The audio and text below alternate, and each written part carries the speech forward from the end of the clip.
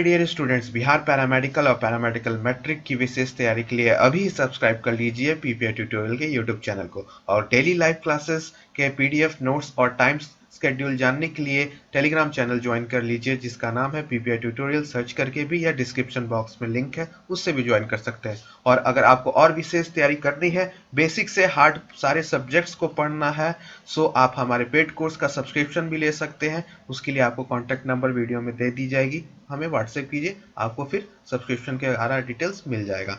सो आपका वेलकम है। चलिए अब इस क्लास को शुरू करते हैं। So hello my dear lovely students, आज की इस क्लास में हम लोग कुछ इंपॉर्टेंट जीके के क्वेश्चंस करने वाले हैं। तो क्लास को शुरू से अंत तक देखिएगा। चैनल पे नए हैं तो सब्सक्राइब कर लीजिएगा। और टेलीग्राम चैनल तक अभी तक आप नहीं जुड़े हैं क्लास की इन्फॉर्मेशन पीडीएफ पाने के लिए, तो आप पीपीआई ट्यूटोरियल सर्च करके भी वहाँ ज्वाइन कर सकते हैं। वहाँ पे सबसे पहले आपको न्यूज़ेस और आपका स्केड्यूल सारा मिलता है इंपॉर्टेंट्स, ठीक है। तो टेलीग्राम चैनल भी ज़रूर ज्वाइन कर लीजिएगा। So my dear lovely students, आज का पहला सवाल है कि blue revolution is related to, ठीक है। सो नीली क्रांति आपका यानी ब्लू रेवोल्यूशन इससे संबंधित है। तो आपके दिए गए ऑप्शंस हैं, पहला बागवानी से, दूसरा बैगन उत्पादन से, तीसरा मछली उत्पादन से और चौथा अंडा उत्पादन से। तो आपको बताना है हॉर्टिकल्चर यानी बागवानी, ब्रिंजल प्रोडक्शन यानी बैगन उत्पाद, सी आपका मछली उत्पादन यानी फिश प्रोडक्शन और आपका डी अंडा उत्पाद यानी एग प्रोडक्शन। तो आपको बताना है कि करेक्ट आंसर क्या होगा, ठीक है। सो कौन सा इसमें से उत्तर होगा सही, जल्दी जल्दी चैट बॉक्स में आप लोग कमेंट्स कीजिए, ठीक है। फटाफट कमेंट्स कीजिए कि कौन सा उत्तर सही होगा। और ये जो टॉपिक है ना रेवोल्यूशन वाला, ये रेवोल्यूशन वाला टॉपिक जीके के लिए बहुत ही वीवीआई है, क्योंकि अगर आप प्रीवियस ईयर्स देखोगे, ठीक है, सो वहां पर आपको बहुत बार ये क्वेश्चंस दिखेगा रेवोल्यूशंस के ऊपर। अभी ब्लू है तो हो सकता है वाइट हो, कहीं ग्रे हो। तो ये बहुत इंपॉर्टेंट है कि आपको रेवोल्यूशंस पता होने चाहिए, कौन सा रेवोल्यूशन किस नाम से हुआ था, ठीक है। सो यहाँ का भी बात कर लेते हैं कि आपका ब्लू रेवोल्यूशन किस के लिए हुआ था, ठीक है। सो ब्लू रेवोल्यूशन जो आपका है वो आपका रिलेटेड है, शब्द से हमेशा पकड़िए। पीपीआई पर आपको कोई भी सब्जेक्ट्स हो, मैं हमेशा यही कहता हूँ कि आप अकॉर्डिंग टू सब्जेक्ट, खासकर इंग्लिश में जिनके अभी वीक है इंग्लिश, सो जो आपका है वर्ड्स के ऊपर चलना है। तो ब्लू, ब्लू मतलब हम लोग क्या लेते हैं, ठीक है, एक्वा। एक्वा मतलब क्या होता है आपका पानी, वाटर, ठीक है। सो ये ब्लू रेवोल्यूशन वाटर से रिलेटेड है। तो ये किस चीज के लिए होगा, आपका फिश के लिए, ठीक है। पानी में क्या रहती है, फिश। तो फिश आपका फिश प्रोडक्शंस के ऊपर यानी फिश से रिलेटेड है आपका ब्लू रेवोल्यूशन। ब्लू का मतलब होता है ना, अपना प्लैनेट कौन सा कलर का है, अपना अर्थ बाहर से देखोगे तो अपना अर्थ क्या है, ब्लू प्लैनेट है। ब्लू प्लैनेट क्यों दिखता है, बिकॉज ऑफ वाटर। वाटर में क्या रहता है आपका, फिश, मछलियां रहती हैं, तो इस वजह से आपका ब्लू रेवोल्यूशन हो गया। अब कुछ और एग्जांपल्स देख लेते हैं। अब आपका एग प्रोडक्शन को हम लोग कौन सा बोलते हैं, तो इसे हम लोग सिल्वर बोलते हैं, सिल्वर रेवोल्यूशन, ठीक है। फिर हॉर्टिकल्चर तो आपको पता ही है। और भी कुछ एग्जांपल्स देख लेते हैं। आपका ग्रीन रेवोल्यूशन, चलिए बताइए ग्रीन रेवोल्यूशन किसके लिए हुआ था। ग्रीन रेवोल्यूशन, यस, एग्रीकल्चर, खेती में।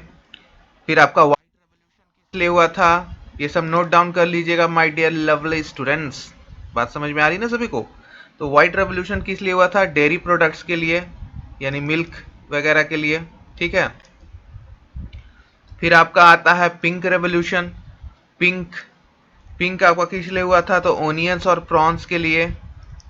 प्रॉन्स एक तरह का मछली तो नहीं कहते हैं इसे, लेकिन प्रॉन्स आपका हम लोग खाते हैं, जो झींगा बोलते हैं, ठीक है। मछली तो नहीं है, वो इंसेक्ट है, लेकिन हम लोग उसको मछली समझ के खाते हैं। ये बायोलॉजी में आप देखोगे तो ये इंसेक्ट में आएगा, अर्थोपोडा में, लेकिन हम लोग इसे एज अ मछली हम लोग सेवन करते हैं सब समझ के, ठीक है। तो ये हो गया आपका, इरेज कर रहा हूँ स्क्रीन में, ठीक है।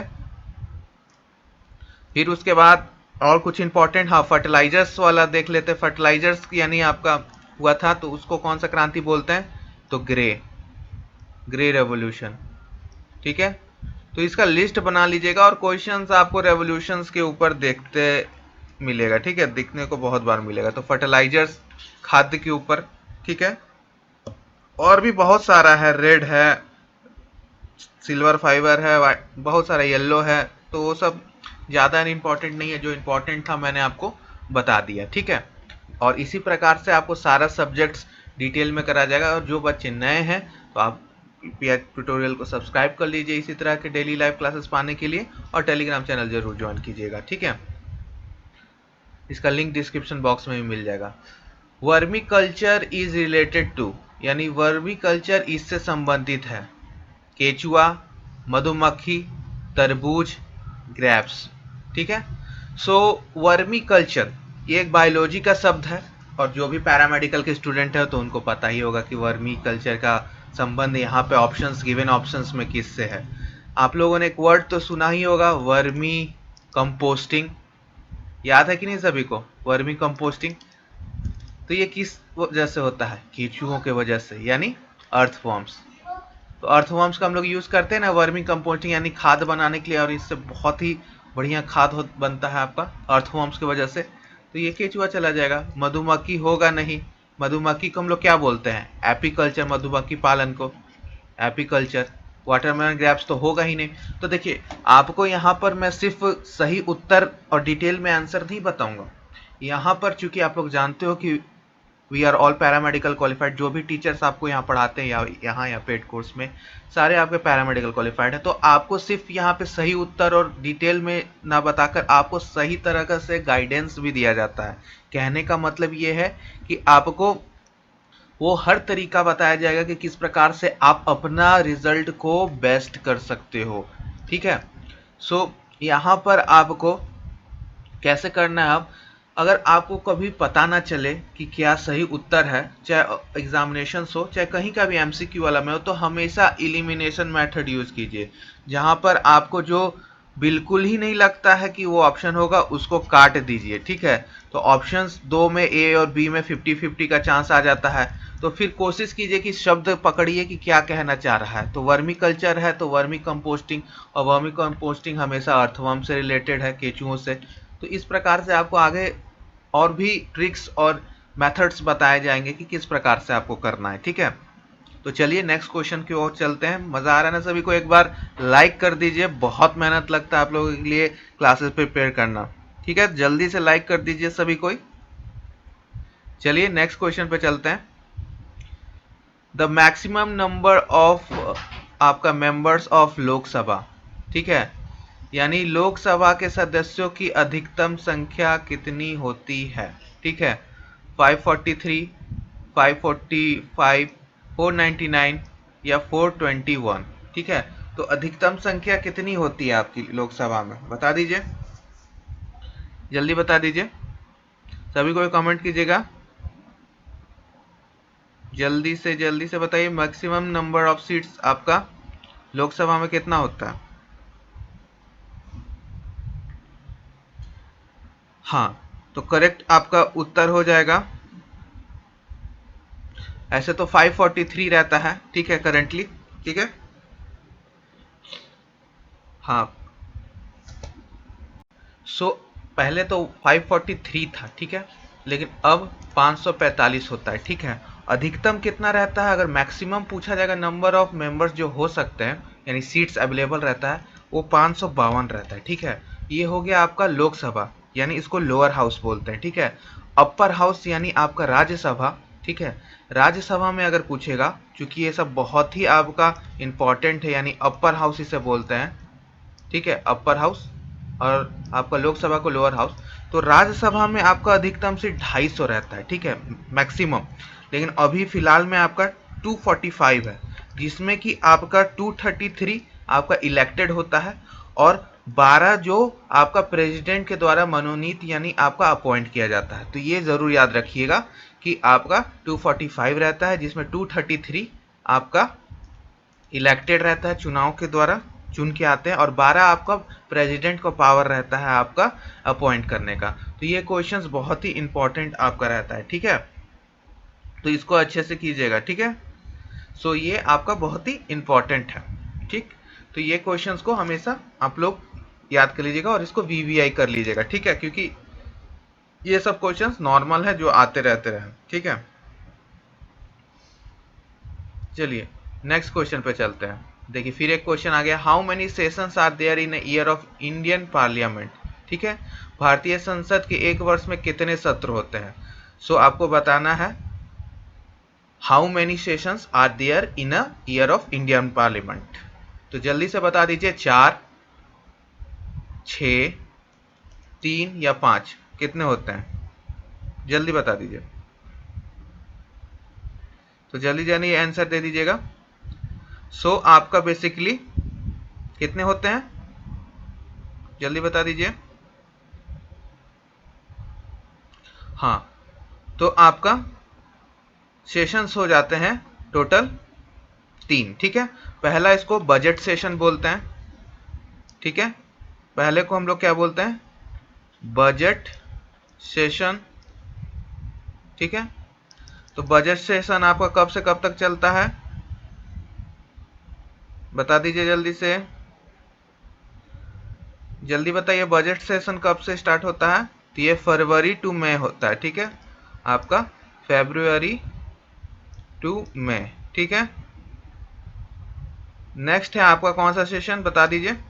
नेक्स्ट दूसरा सेशन आपका मॉनसून सेशन, जुलाई टू सितंबर।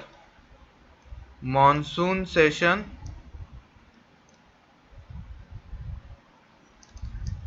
जुलाई टू आपका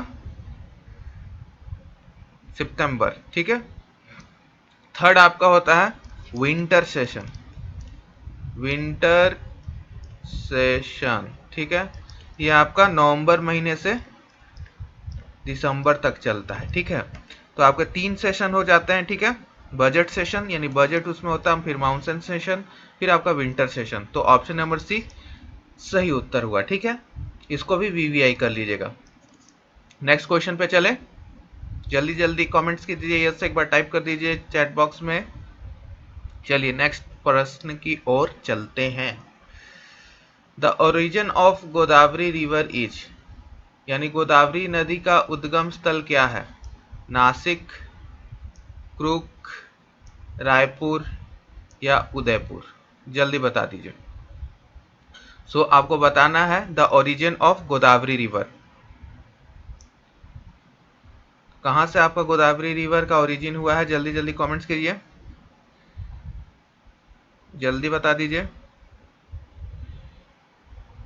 हाँ, सो ये आपका नासिक से है, यानी महाराष्ट्र में, महाराष्ट्र। ठीक है, महाराष्ट्र में। ठीक है, यानी ऑप्शन नंबर ए आपका सही हो गया। ठीक है, चलिए ये सब आपका इंपॉर्टेंट है। ठीक है, तो चलिए नेक्स्ट प्रश्न की ओर चलते हैं। सो नेक्स्ट प्रश्न है, स्वतंत्र भारत के सर्वप्रथम केंद्रीय शिक्षा मंत्री कौन थे, यानी the first union education minister of independent India. तो आपका है मालवांकर, नरेंद्र सिंह, अब्दुल कलाम आजाद या राधे कृष्ण। तो आपको ए बी सी डी में से बताना है कौन थे। तो चलिए एक हिंट देता हूं, इनके बर्थडे को आपका नेशनल एजुकेशन डे भी मनाया जाता है। सो ये नन अदर देन आपके अब्दुल कलाम आजाद हैं, यानी मौलाना। ठीक है, मौलाना अब्दुल कलाम आजाद। ठीक है, तो ये आपके क्या हो गए, ऑप्शन नंबर सी, मौलाना अब्दुल कलाम आजाद। अब आपको बताना है कि नेशनल एजुकेशन डे किस दिन मनाया जाता है। तो ये आपका होमवर्क है, आपको एक्स्ट्रा पॉइंट्स में इसे नोट डाउन कर लेना है। ठीक है, सो नेक्स्ट क्वेश्चन की ओर बढ़ा जाए। तो चलिए नेक्स्ट क्वेश्चन की ओर चलते हैं। सो नेक्स्ट क्वेश्चन है क्वेश्चन नंबर आपका 7। In India in 2015 India signed a RIMA related agreement with this country। Bharat ने 2015 में इस देश के साथ आपका सीमा होगा, मैंने रीमा लिख दिया है। ठीक है, सीमा समझौता किया, नेपाल, बांग्लादेश, पाकिस्तान या श्रीलंका। तो करेक्ट उत्तर हो जाएगा बांग्लादेश के साथ हमने 2015 में आपका सीमा रिलेटेड आपका सीमा समझौता किया था, ठीक है। तो इसका करेक्ट उत्तर ये बांग्लादेश हो जाएगा। और ये करंट अफेयर का है, तो ये प्रीवियस ईयर का क्वेश्चन है, तो ये आपका प्रीवियस ईयर का सवाल है, तो उस टाइम का क्वेश्चन के हिसाब से पूछा गया था। सो आपको अभी का करंट अफेयर्स पे ज़्यादा फोकस करना है, तो इस पे आपको ज़्यादा फोकस नहीं करना है इस क्वेश्चन के ऊपर, ठीक है, क्योंकि अभी का करंट रिलेटेड पूछेगा 2022, 2021, 2020 ये सबका, ठीक है। नेक्स्ट क्वेश्चन पे चले। The road in Delhi was renamed as APJ Abdul Kalam Marg, ठीक है। दिल्ली में इस मार्ग को नाम बदलकर एपीजे अब्दुल कलाम मार्ग रख दिया गया। औरंगजेब का मार्ग, अकबर मार्ग, महात्मा गांधी मार्ग, अशोक मार्ग, बता दीजिए कौन सा सही होगा। तो औरंगजेब मार्ग, अकबर मार्ग, महात्मा गांधी मार्ग या आपका अशोक मार्ग। तो करेक्ट उत्तर आपका हो जाएगा यस, औरंगजेब मार्ग को आपको बदलकर एपीजे अब्दुल कलाम मार्ग रख दिया गया, ठीक है। अब औरंगजेब था जो एक क्रूर, बहुत क्रूर शासक था, ठीक है, तो इस वजह से इनका हटाकर रख दिया गया, ठीक है। नेक्स्ट क्वेश्चन पे चलते हैं।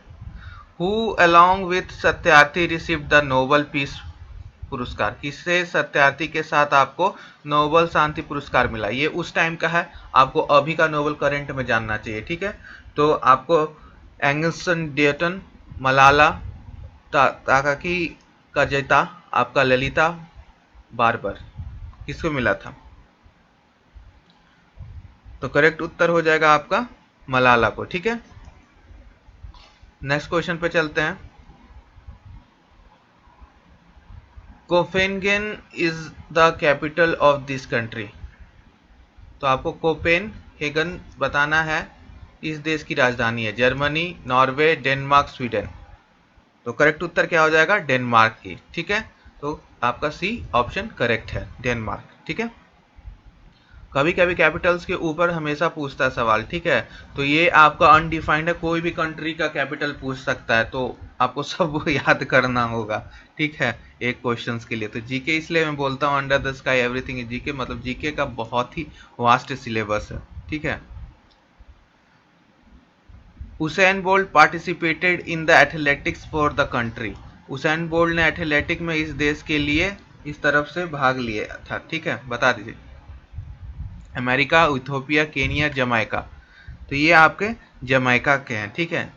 हुसैन बोल्ट के बहुत सारे रिकॉर्ड्स हैं। सबसे कम समय में इन्होंने 100 मीटर फिनिश किया है, कितने मिनट, सॉरी कितने सेकंड्स में, ये आप लोग को होमवर्क है, और जिनको पता है कमेंट्स में बताइए 100 मीटर का वर्ल्ड रिकॉर्ड क्या है, आपको कमेंट करना है, ठीक है। चलिए नेक्स्ट सवाल की ओर चलते हैं। तो चलिए नेक्स्ट सवाल की ओर चलते हैं। नेक्स्ट प्रश्न आपसे मेरे प्रिय विद्यार्थियों, हमारे पीआई के सोल्जर्स, पूछा जा रहा है कि विच कार्टूनिस्ट डाइड इन जनवरी 2016। किस कार्टूनिस्ट की जनवरी 2016 में मृत्यु हुई। First option is that R K Laxman, second one is Sudhir Telang, third is Nek Chand and fourth one is Baba Saheb Thackeray. तो किसकी मृत्यु हुई थी। तो ये एक करंट अफेयर का क्वेश्चन है, जो कि प्रीवियस ईयर के हिसाब से उस समय का पूछा गया है, लेकिन ये ज़्यादा इंपॉर्टेंट नहीं रखता है, ठीक है। सो सुधीर तेलंग इसका करेक्ट उत्तर होगा, जो कि कार्टूनिस्ट थे जिनकी मृत्यु जनवरी 2016 में हुई थी, ठीक है।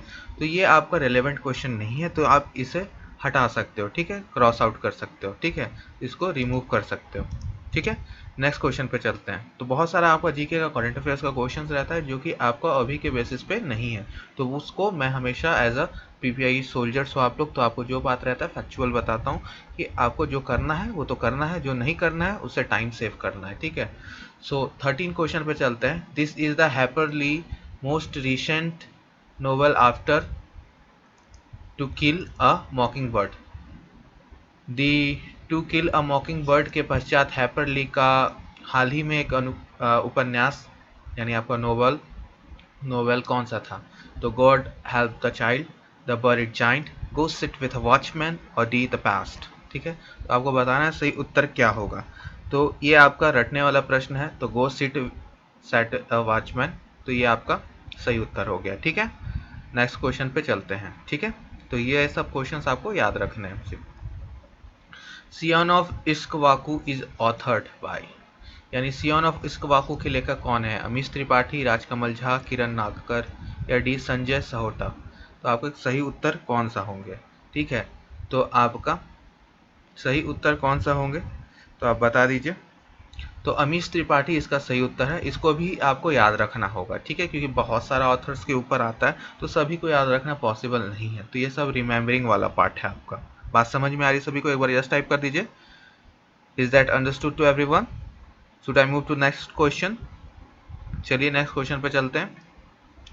क्वेश्चन नंबर 15 बहुत ही इंपॉर्टेंट और वीवीआई है। Plutonium was discovered by. देखिए साइंस सेक्शन में कभी ये सब नहीं पूछेगा डिस्कवरी के बारे में, किसने खोजा न्यूक्लियस, आपका प्रोटॉन, इलेक्ट्रॉन, न्यूट्रॉन, बायोलॉजी में न्यूक्लियस, सेल किसने खोजा, लेकिन ज्योग्राफी सेक्शन में आपको ये मिल जाएगा। तो ये आपका वीवीआई है।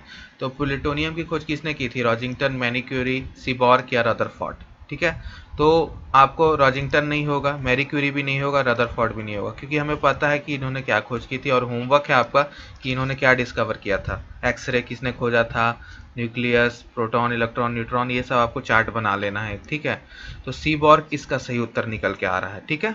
इन्होंने प्लूटोनियम की खोज की थी, ठीक है। नेक्स्ट क्वेश्चन पे चले। Jonas Salk was the inventor of. Jonas Salk इसके आविष्कारक थे। डीडीटी, पोलियो का टीका, इंसुलिन, सल्फा ड्रग, बता दीजिए। So polio is the correct answer, ठीक है। तो आपका खोज पे भी आता है सवाल। तो ये जीके सेक्शन से आएगा। बायोलॉजी में या आपका फिजिक्स केमिस्ट्री में कोई भी इन्वेंटर, डिस्कवरी, ये सब पे नहीं आएगा। जीके में ही आपका हमेशा पूछा जाएगा, ठीक है। तो ये बात हमेशा याद रखिएगा, ठीक है। नेक्स्ट क्वेश्चन पे चलते हैं। Carotene is found in abundance in it. इसमें कैरोटीन प्रचुर मात्रा में पाया जाता है। देखिए जो कैरोटीन है आपका, ठीक है, कैरोटीन विटामिन आपका ए में रहता है, ठीक है। और विटामिन ए का क्या काम है? नाइट ब्लाइंडनेस से हमें बचाना, क्योंकि इसकी कमी से नाइट ब्लाइंडनेस हो जाता है, यानी रात में हमें सही से नहीं दिखता है। तो C for carotene, C for carrot, याद रखिएगा। सी से कैरेट, सी से कैरेटीन, तो आपका ए कैरोटीन सही हो जाएगा, ठीक है। एक प्लांट का मतलब बैंगन होता है, सी का रेडिश, मूली, ठीक है, और डी पोटैटो, ठीक है। सो कैरोटीन आपका विटामिन ए, ठीक है, और इसका केमिकल नेम क्या है? थियामिन, ठीक है। सो इसी प्रकार से आपको सारे विटामिन के नाम याद होना चाहिए, यानी विटामिन ए, बी, आपका B1, B2, ऐसे करके B6, फॉलिक एसिड, बायोटीन किसे कहते हैं? साइक्लोकोबालामिन, विटामिन B12, फिर विटामिन के, फाइलोक्विनोन, विटामिन सी, आपका आपका vitamin C ascorbic acid, vitamin D, फिर आपका विटामिन ई, ठीक है, कैल्सीफेरॉल, एग्रोफेरॉल, ये सब आपको सब याद होना चाहिए। तो चार्ट एक बना लीजिएगा, ठीक है, तभी जाके आपको यहाँ से बेनिफिशियल होगा, ठीक है। और कैरोटीन आपका यानी कैरोटिनॉइड्स होता है, जो कि सिर्फ गाजर में होता है, जिससे हमारी आंख स्वस्थ रहती है। तो गाजर अच्छे से खाना चाहिए, ठीक है, आंख सेहत सही रहेगा उसका, ठीक है। रेटिनॉल्स भी आपका विटामिन ए के अंदर आता है। अब आ जाते हैं हम लोग अपना नेक्स्ट सवाल पे। 18, ये भी वीवीआई क्वेश्चन है। It is synthesised in sunlight. इसका संश्लेषण सूर्य प्रकाश में होता है। तो आपका ऑप्शन है क्लोरोफेरॉल, बी है विटामिन डी, सी है विटामिन ए, और डी है विटामिन के। Chlorophyll, vitamin D, vitamin A, vitamin के। सो आपका सही उत्तर क्या हो जाएगा?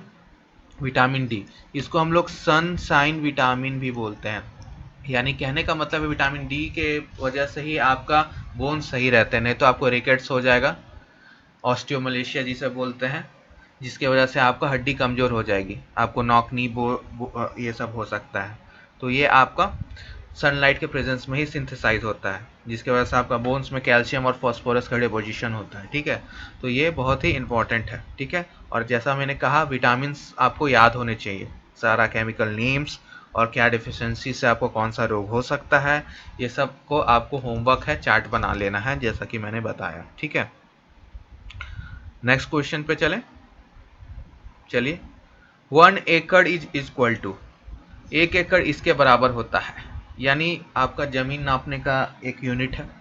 तो 1 एकड़ बराबर 100 वर्ग मीटर, 1760 गज, 100 वर्ग मीटर या 20 वर्ग मीटर, ठीक है। सो आपको वर्ग मीटर में बताना है, नहीं तो गज में बताना है, यानी आपको 100 स्क्वायर मीटर, ठीक है, और 1760 यार्ड्स, 10 स्क्वायर मीटर्स या 20 स्क्वायर मीटर्स। तो 1 एकड़ बराबर कितना होता है, ठीक है, जल्दी बता दीजिए।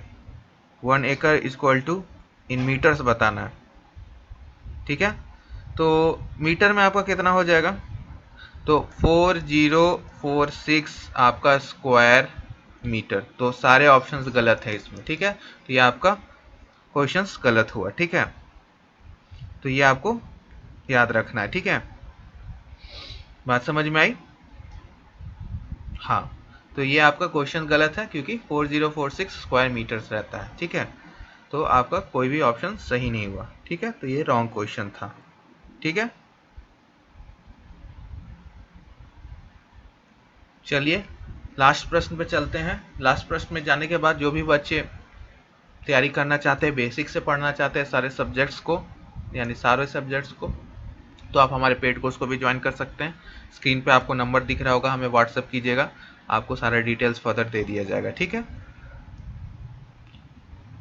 फैथोमीटर मेजर्स, फैथोमीटर नापता है क्या? वायु दबाव, साउंड डेंसिटी, डेप्थ ऑफ सी या अल्ट्रासाउंड? वायु का दाब, ध्वनि की तीव्रता या समुद्र की गहराई, क्या नापता है आपका? जल्दी बता दीजिए।